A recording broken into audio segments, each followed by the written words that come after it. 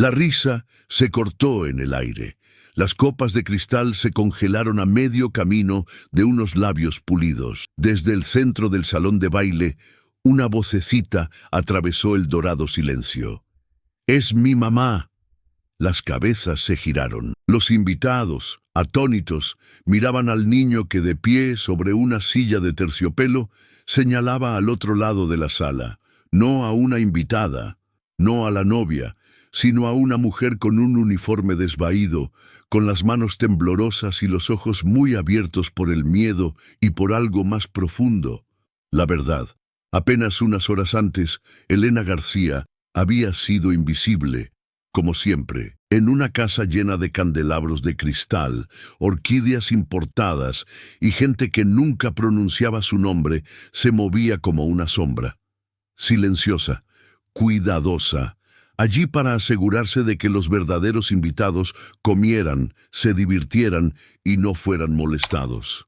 Era el 7º cumpleaños de Mateo, una gran celebración ofrecida por Benjamín Torres, magnate tecnológico multimillonario y padre del niño. Pero Elena no estaba allí como invitada. Era parte del servicio. La niñera, la de las manos encallecidas y los zapatos gastados, no esperaba un agradecimiento, no esperaba amabilidad. Lo único que quería era asegurarse de que Mateo sonriera, quedarse al fondo y verle soplar las velas del pastel que ella misma había horneado al amanecer. Pero lo que recibió fue humillación. Esta es la historia de cómo la rompieron delante de todo el mundo y de cómo el amor de un niño lo cambió todo. Pero no tenía ni idea de lo que se avecinaba. Elena García nunca había pertenecido a lugares como este. No hablaba el idioma de los marchantes de arte y las esposas de los gestores de fondos de inversión, de los que veraneaban en Marbella y de mi chofer llega tarde. Pero entendía a los niños. Y Mateo, el dulce y tierno Mateo, la había entendido a ella. La habían contratado cuando apenas tenía 2 años. Su madre, una mujer tranquila de ojos tristes, había fallecido pocos meses después de su nacimiento. Benjamín Torres, su padre, se había refugiado en el trabajo. Construía imperios en silencio, mientras Elena tarareaba canciones de cuna en el cuarto del niño, arreglaba camiones de juguete rotos y enseñaba a Mateo a atarse los cordones. Al principio, Benjamín apenas se fijaba en ella.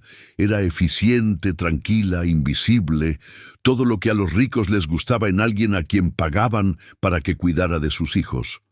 Pero Mateo se fijaba. Siempre lo hacía. «No te vayas, Elena», susurraba cada noche cuando ella le arropaba. «No lo haré», respondía ella siempre, y lo decía en serio. Ahora, en esta deslumbrante fiesta de cumpleaños, a la que asistían políticos, directores ejecutivos y editores de revistas, Elena merodeaba cerca de la mesa de postres con su sencillo uniforme negro, sosteniendo un pequeño plato de magdalenas que ella misma había decorado. A Mateo le encantaban las azules con estrellas. Hizo de más. Fue entonces cuando empezaron las risas. «¿Alguien ha invitado a la criada a la fiesta?». Elena giró la cabeza. Un grupo de mujeres con vestidos de tonos pastel estaba cerca de la fuente de champán, con los labios curvados en falsas sonrisas. Verónica Soto, alta, rubia, afilada como un cristal roto, era el centro de todo. «Parece que se ha perdido de camino a la entrada de servicio», dijo Verónica en voz alta, con los ojos clavados en Elena. Elena sintió que se le sonrojaban las mejillas. Bajó la mirada y retrocedió, chocando con un camarero que no se disculpó. Le temblaban ligeramente las manos, pero siguió caminando. Silenciosa, cuidadosa, como siempre. No lloró. Todavía no. Pero por dentro, algo empezó a resquebrajarse. Encontró un lugar tranquilo cerca del pasillo de la cocina, con la esperanza de que nadie la viera. Lo único que quería era que Mateo disfrutara de su día, verle sonreír. Pero al otro lado del salón, Verónica sonrió con desdén y empezó a caminar hacia ella. Ese fue el momento en que todo empezó a desmoronarse. Elena solía soñar, hace mucho tiempo. no con riquezas ni aplausos, sino con ser suficiente para alguien, con abrazar a su hijo sin culpa, sin esconderse, porque años antes de ser niñera había sido madre. A los 17 años, abandonada por su familia y avergonzada por un embarazo no deseado, dio a luz en un hospital público abarrotado. Sin un lugar a donde ir y sin nadie que la ayudara, firmó unos papeles que apenas entendía. La agencia de adopción lo llamó Misericordia. Ella lo llamó Rendición. Pasaron los años. Se reconstruyó en cocinas, en viajes nocturnos en autobús, en silencio, hasta que el destino la llevó a Los Torres, a Mateo. Lo supo en el momento en que lo vio. Los mismos ojos almendrados, el mismo pequeño lunar en la mano derecha, pero no dijo nada. Se limitó a sonreír y a aceptar el trabajo. Si Dios no le devolvía a su hijo, quizá la dejaría quererle desde la distancia. Y así fue. Durante 5 años, Elena lo crió en secreto, no como madre, sino como algo intermedio. En la fiesta, mientras los globos flotaban y el jazz sonaba suavemente bajo los candelabros, Elena se aferró a una bandeja de magdalenas con estrellas y observó a Mateo reír cerca del mago. Su corazón se sentía lleno, aunque nunca pudiera estar completo. Entonces Verónica atacó. «Oh, mirad eso», dijo, lo bastante alto como para que todos los que estaban cerca la oyeran. Hasta la niñera intenta llamar la atención. ¡Qué pintoresco! Elena se quedó helada. Estaba de pie cerca del buffet, sin saber si marcharse o fingir que no había oído. Verónica se acercó, con la copa de vino en la mano, con una voz dulce y venenosa. «Sabes, Benjamín es demasiado bueno. Mi primo deja entrar a cualquiera últimamente. Cuando éramos jóvenes, el servicio se quedaba detrás de las cortinas, donde debía estar». Alguien se rió entre dientes. Entonces ocurrió lo peor. Verónica, accidentalmente, rozó con su copa el brazo de Elena, derramando vino tinto sobre las magdalenas y el vestido de Elena. «Ay, lo siento muchísimo», dijo, sonriendo como un cuchillo. «Qué torpe soy». Jadeos, risas. Elena se miró las manchas. Las estrellas se habían derretido. Su corazón también. Se quedó allí un segundo de más, rodeada de invitados resplandecientes y de una crueldad que resonaba. Luego se dio la vuelta tratando de desaparecer por el pasillo, con la cara ardiendo, la garganta apretada, su dignidad desmoronándose. Pensó que todo terminaría ahí, pero la humillación, como una tormenta, rara vez se detiene tras el primer trueno.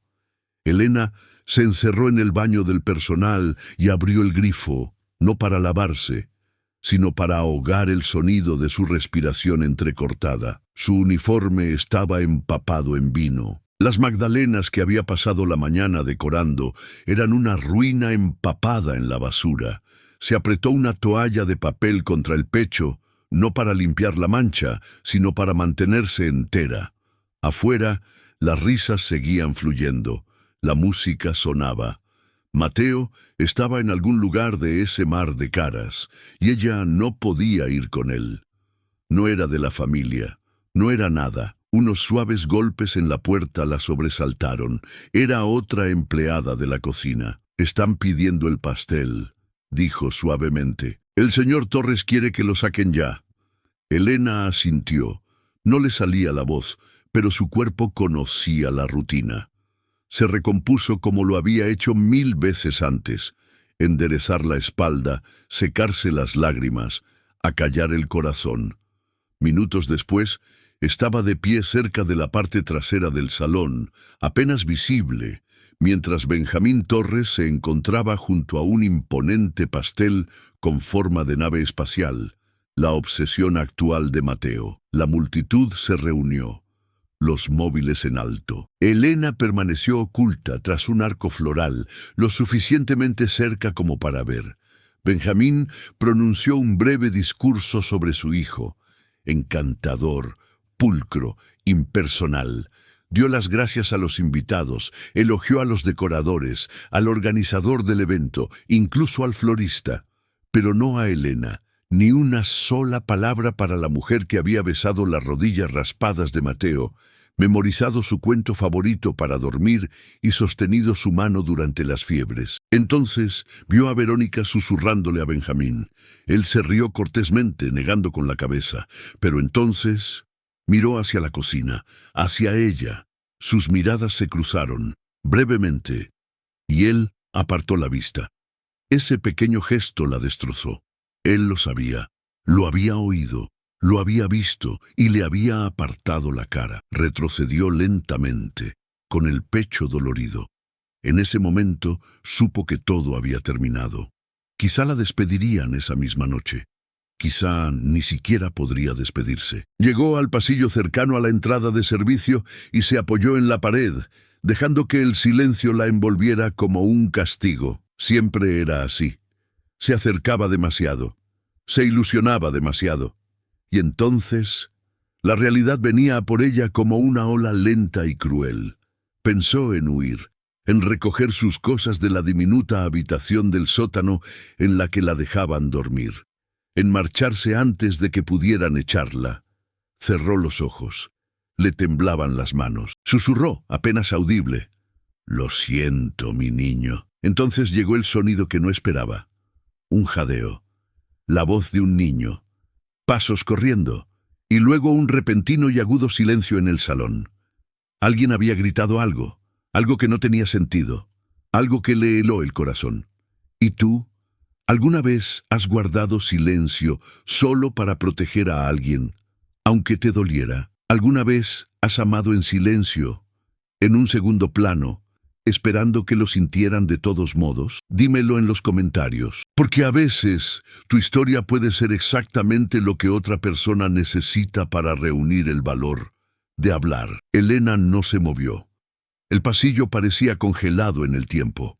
Podía oír pasos apresurados, voces apagadas, alguien que llamaba a Benjamín, pero ella se quedó quieta de espaldas a la pared, con miedo a respirar.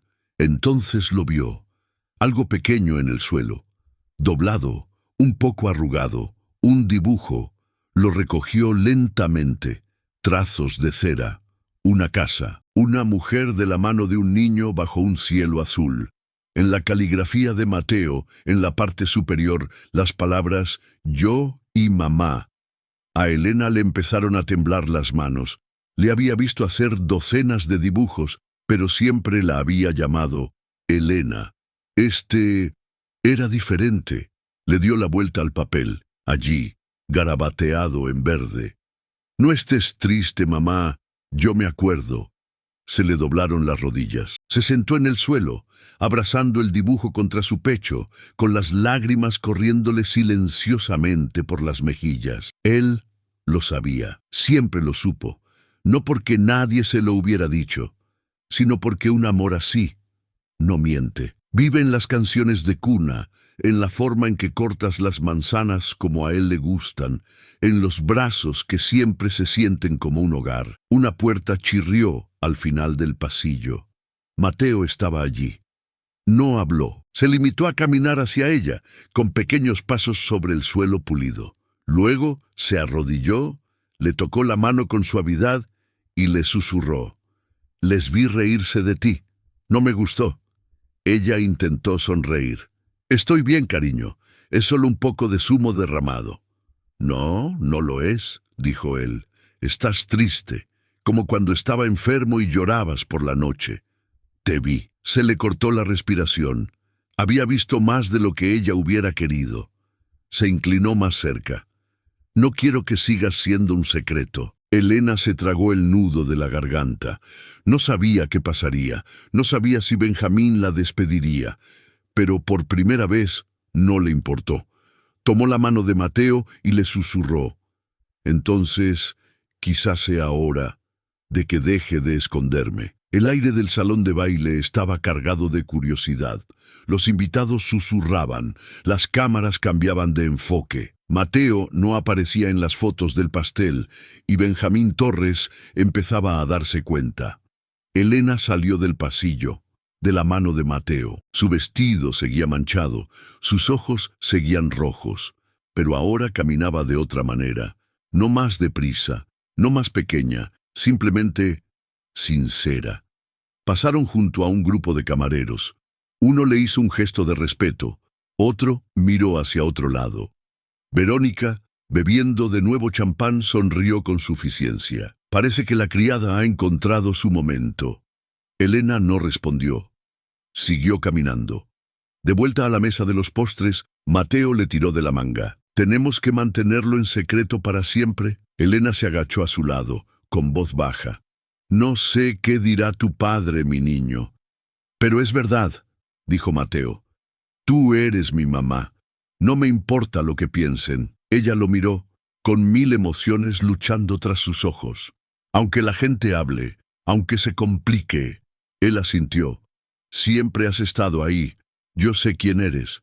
No fue un discurso, no fue grandioso, pero rompió algo dentro de ella. La presa que había construido durante años empezó a tener fugas. No sabía lo que le depararía el mañana, pero hoy su hijo la había elegido. Y quizá, solo quizá, estaba preparada para que la eligieran a ella. Una hora más tarde, Elena estaba sola cerca de la cocina, mirando un carrito de servicio plateado que no necesitaba atención. Le había dicho a Mateo que buscara a su padre. Era la hora, pero el peso de todo aquello le oprimía el pecho. ¿Y si Benjamín decía que estaba loca? ¿Y si llamaba a la policía? ¿Y si perdía a Mateo para siempre? Tocó el dibujo doblado que aún guardaba en el bolsillo de su delantal. «No estés triste, mamá. Yo me acuerdo, incluso ese amor le parecía frágil ahora, como un puente de papel sobre el fuego». Entonces oyó voces. «Es inaceptable», decía Verónica detrás de la pared. «Esa mujer está cruzando los límites. Esto es una fiesta, no un caso de caridad». La voz de Benjamín era más difícil de interpretar. «No quiero dramas ahora mismo. Te está avergonzando». Y ese chico la ve claramente como algo más que una niñera. Es una manipuladora.